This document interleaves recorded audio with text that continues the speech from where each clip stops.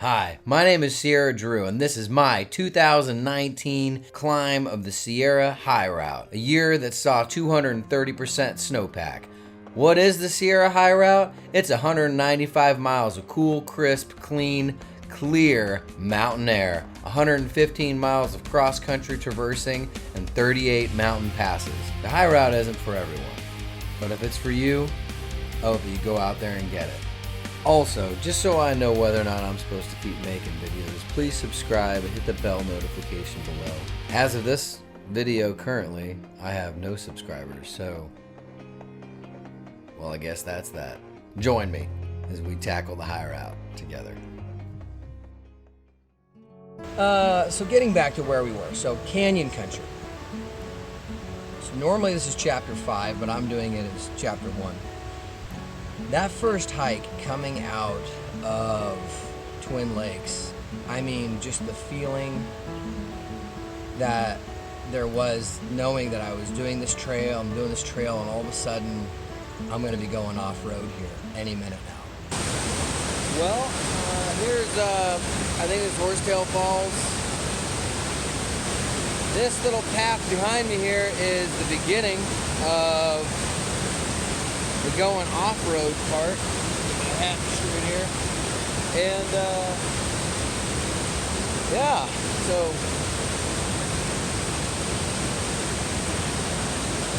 that's that. I mean, you can see right there, that's the normal people trail. I guess I'm going that way. All right, here we go.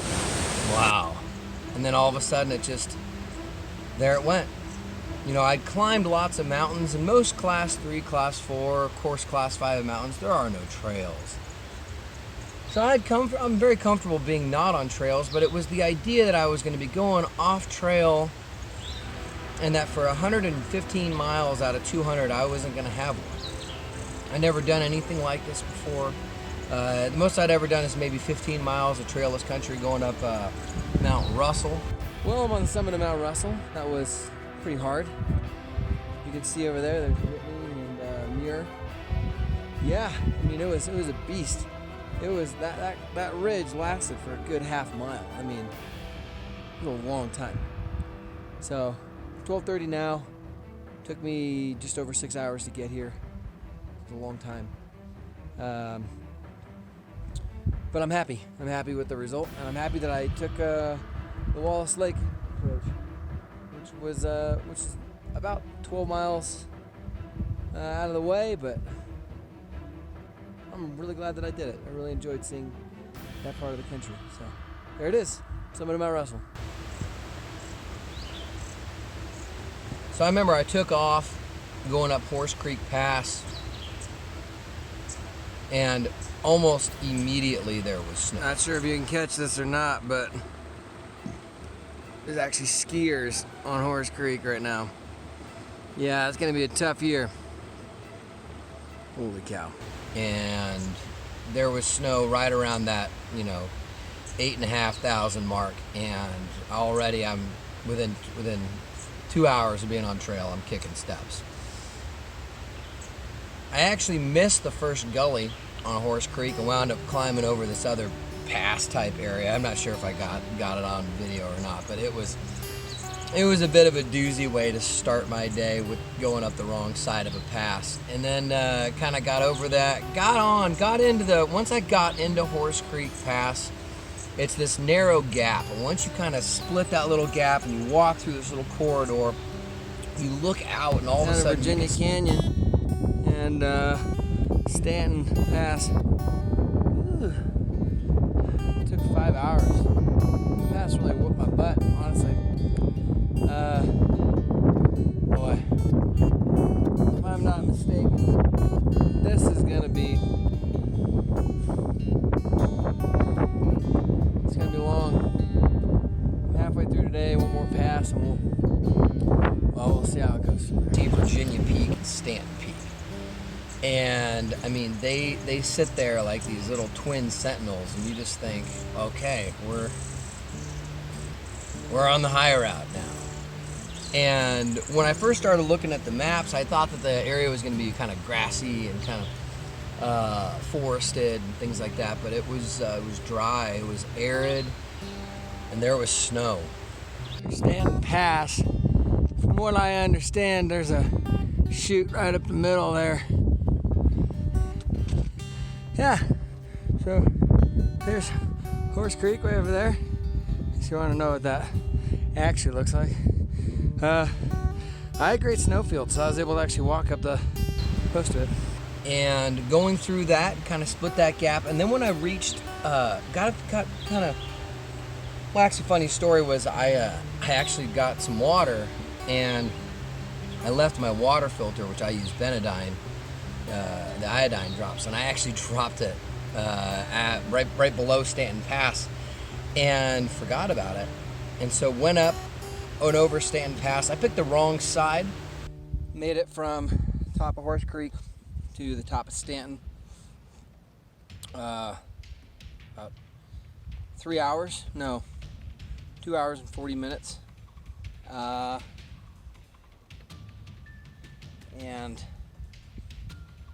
it was tricky. So I'm definitely gonna give Stanton a class 3 if you find the route, and most likely 4. Mine was like, I don't know, probably like 5. I just picked a line and just went with it. Let's see, yeah, it's spectacular out here. Coming from the north, I picked the far right, like angle, and it wound up being like class 4, class 5, kind of dumb.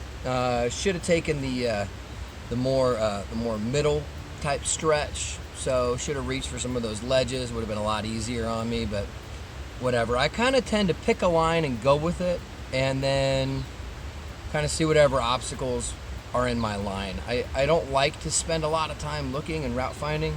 Although later on in my journey, as injuries occur, yeah, you start taking more time to look around, because sometimes picking a line and going with it really ain't a great idea. Yeah. Look at this getting down, Stan.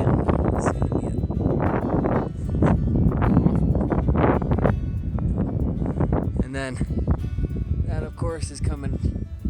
That's how steep it actually was. It's pretty steep. So don't let the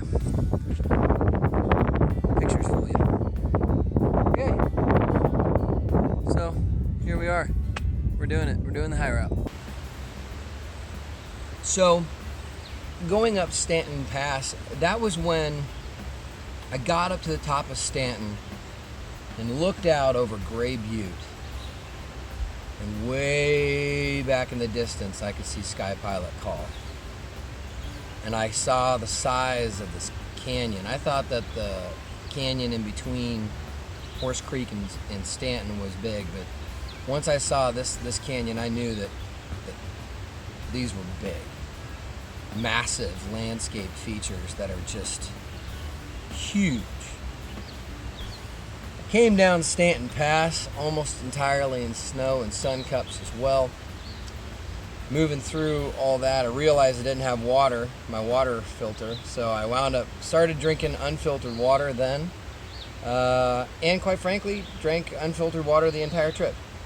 Mostly because it was all right. Eventually, over time, I actually lose all my water bottles and just have this little trusty little Snow Peak Titanium 600 cup.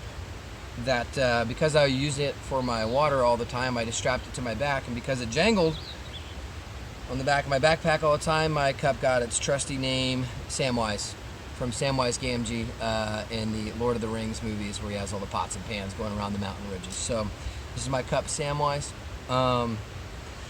So yeah, after seeing Sky Pilot Call, I came down that ridge line, and it was funny because I couldn't follow a lot of the tracks that were set forth in the maps because there's so much snow. I had to pick a lot of my own lines and then glissade or traverse over through snow marks to be able to actually find kind of my own route, whatever that was going to look like. So I'm on the top of Stanton, and I didn't explain this very well. Basically, you come down here, walk over to the base of Gray Butte, this big old guy here is Gray Butte. And then it's this canyon right up in here. See that? Boopity boop, there's Shepherd Lake. Down in here. And then it goes up to Sky Pilot Col. So that's the route. It basically is just a big giant straight shot through, I guess, the guts of the high country. And so that's one of the big challenges of the high route, is that you have to pick a route that you're comfortable with, pick a line you're good with, and then you just have to commit to it and go with it. So once I got down to Virginia Canyon, got past Soldier Lake, Virginia Canyon area, I was exhausted. I had been going for not for very long. It was maybe 10 hours or so, but I felt pretty beat, and the altitude coming from sea level was pretty hard on me. And I'll tell you what, I hadn't slept outside in 8 months maybe, and that first night was terrible. Morning, yeah, it's a delightful morning. I slept for maybe 3 or 4 hours. Yeah, boy. Haven't been out for 6 months, so it was just a train wreck. Yeah, didn't bring a tent stake for the bivy sack, so it was all wet inside when I got out. Then there was dew. The sleeping bag got all wet. Let's see. Yeah, I just couldn't sleep all night. Didn't bring a book, so no reading. New phone, so no Kindle or anything like that. Yeah, I just kind of laid there. Although I did see the Milky Way. It was pretty spectacular. So, okay, where we're going today? We are going back up that way to Sky Pilot Col. That is about 2,400 feet up. So that's the big elevation gain. Then we got another, like, I don't know, 2,200 feet just in various, like, a sundry pass accoutrement. Something like that. So,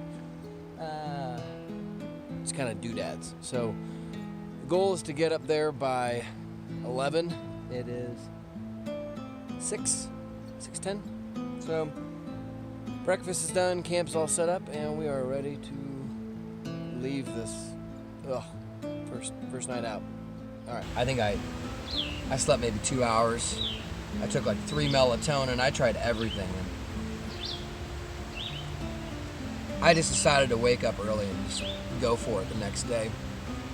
I knew that Sky Pilot was supposed to be big.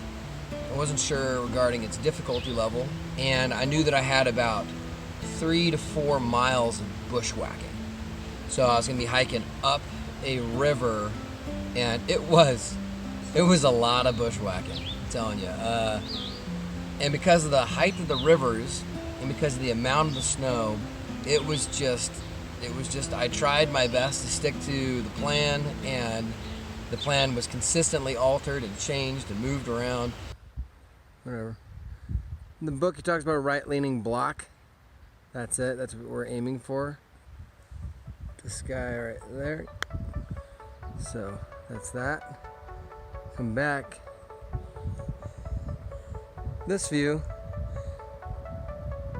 That's Virginia Peak right here, and then Gray Butte is a big one here, and Stanton's here. So Stanton Pass just behind Gray Butte.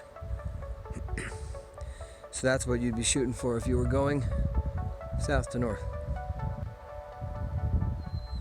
That is a long ways away, I'm not gonna lie. Time right now. The time is 7:45, so it took me an hour and a half to get within a mile and 1,200 feet, so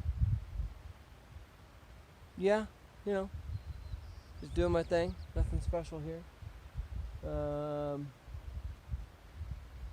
And I'm looking forward to this though, so kind of from here, then gonna walk for a while, and then one more pass over the mines, and then kind of down into Tuolumne Meadows. So hopefully we'll be up at the mines by 2. That's kind of my hope.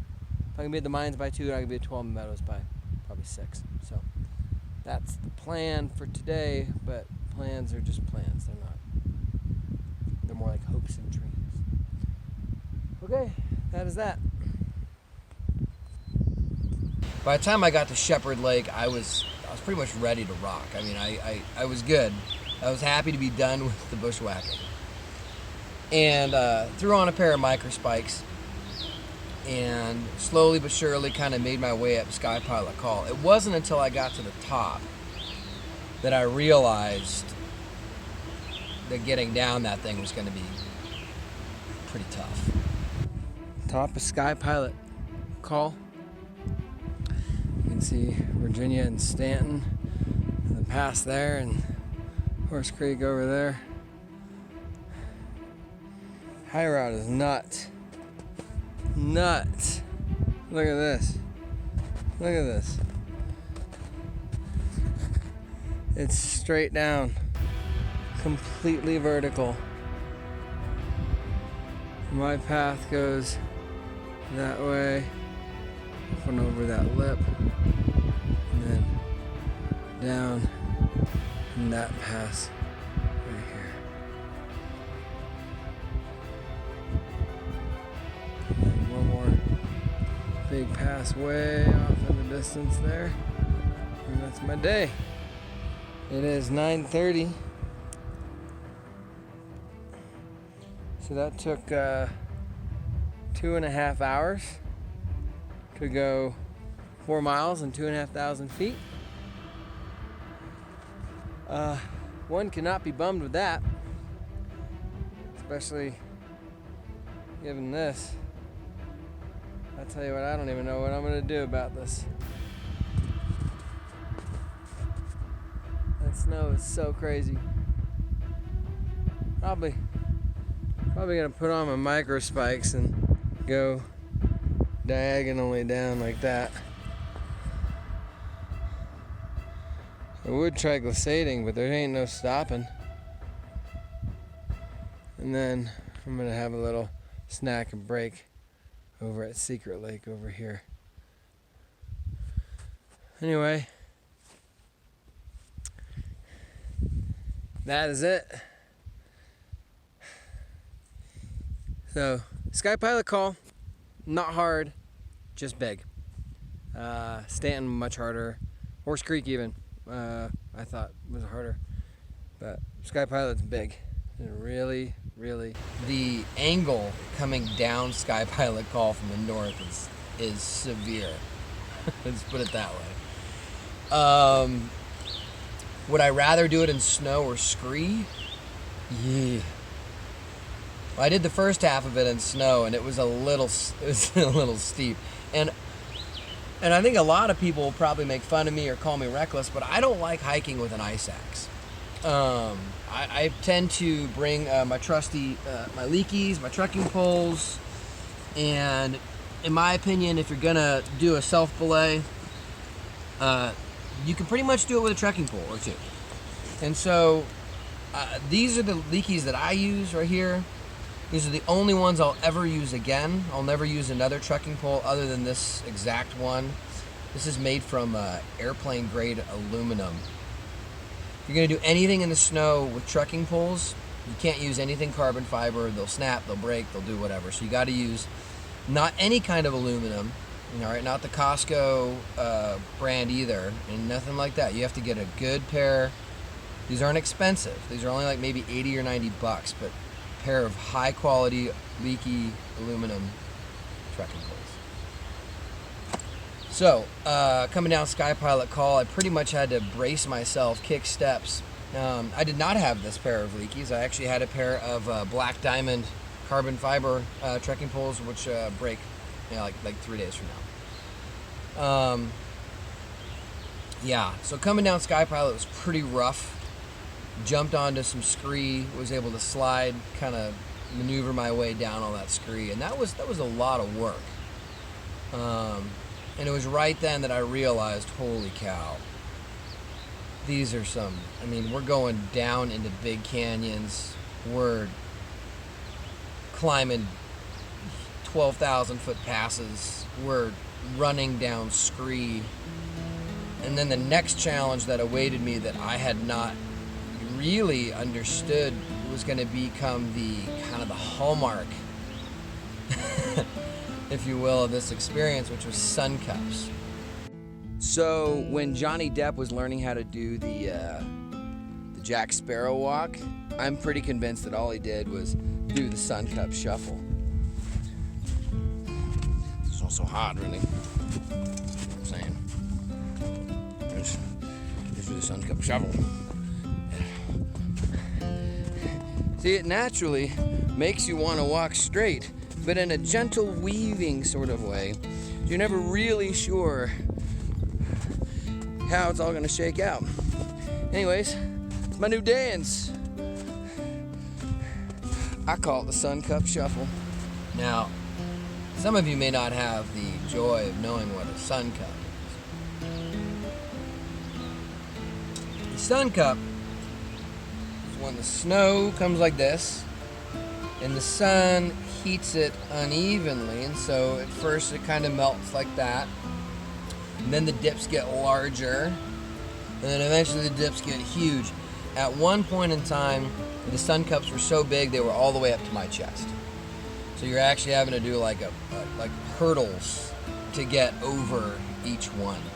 So coming down Sky Pilot Call, I actually wound up doing hurdles and doing sun cups all the way down to Cascade Lake for about an hour and a half to 2 hours, and I went, wow, these things are pretty big. Made it down to Cascade Lake. You can see over there, it's Sky Pilot Call, and that was a good 3 miles of sun cups. That was going down. That was way worse than coming up it. But I think if you were going south to north, I think that pass would be incredibly difficult. I'm here. It is 10:40-ish. Oh, so I'm gonna eat lunch. I think the odds of me making it to Tuolumne Meadows today are pretty low with these sun cups. So we'll just see how we go. And it's feeling good up on top of that call, but coming down, man, I feel terrible. I think if I was to describe the high route, I would describe it as comically difficult. Like it's not something you just mash out and say you did it. Like, it's incredibly difficult. Anyway, probably have to adjust expectations. And got through, and then came over from there, more sun cups, over through to Coness Pass, up this big giant kind of shoulder area, and it was pretty.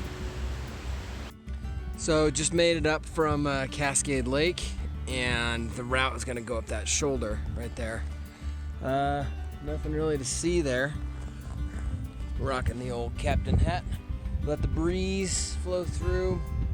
I don't know. So we got this big shoulder here, and then like 6 more miles of sun cups, and then the last mine pass. So I did take one of my Provigil since I slept so poorly last night, so I feel pretty even, pretty mild, pretty moderate. So we're gonna tackle that shoulder right there and then be on our way. Oh, didn't say this yet. My micro spikes broke, so they're tied together with a balloon ribbon that I found a balloon ribbon, and that's what they're tied together on. So there you have it. Picked up some trash, found it useful. All right, I'll see you hopefully up on top of there. I was feeling good. Nothing had kind of impacted me at all yet. Nothing had kind of rattled me or rattled my cage at all. It felt Felt pretty good. I'm pretty confident in snow. And I'll tell you what, that day was I probably got the best performance out of myself for the whole trip on my second day. I got through not only Sky Pilot and Con-S passes, I also came up and over. There's another pass that has a real steep angle, and quite certain that I came down the wrong side of that. So the route going up here before you get to the shoulder goes up that chute. Critical you get that. And I did take one big fall coming down there, right on my hip here, and that was bruised for about the next 10 days or so. Well, I think I got a little off route. Apparently this is the wall you take before you go up, but I wound up climbing like went straight down. I mean, looking at this, Skurka in his map set shows like a descent right here, but I think that in the book when it says go around the whatever, I think it means to come down around this guy to here. Anyway, I came down the face right there. So glad I have a spot and I can prove it now. Anyway, it's 4 o'clock. Great Mine is right there. 3.5, 4 hours maybe. We'll see. All right. But came down and crossed another 3 or 4 miles of sun cups over to the Mines Pass area. And yeah, I didn't really want to sleep up there, so I decided to kind of take my bed down as far as I could get to Tuolumne Meadows. All right, I'm at the official summit of the Great Mine Pass. Not as sunburned as I could have been. Not too bad. All right, you see Mount Dana there in the background. Gaylor Lakes down there.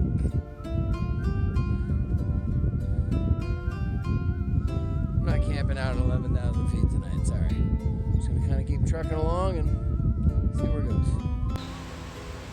So canyon country, if you want to define it, it's that's the big endurance event. If endurance is your thing, and you can do big miles in a day, very little technical work. The route finding, I thought, with the exception of one portion, I thought the route finding was pretty easy.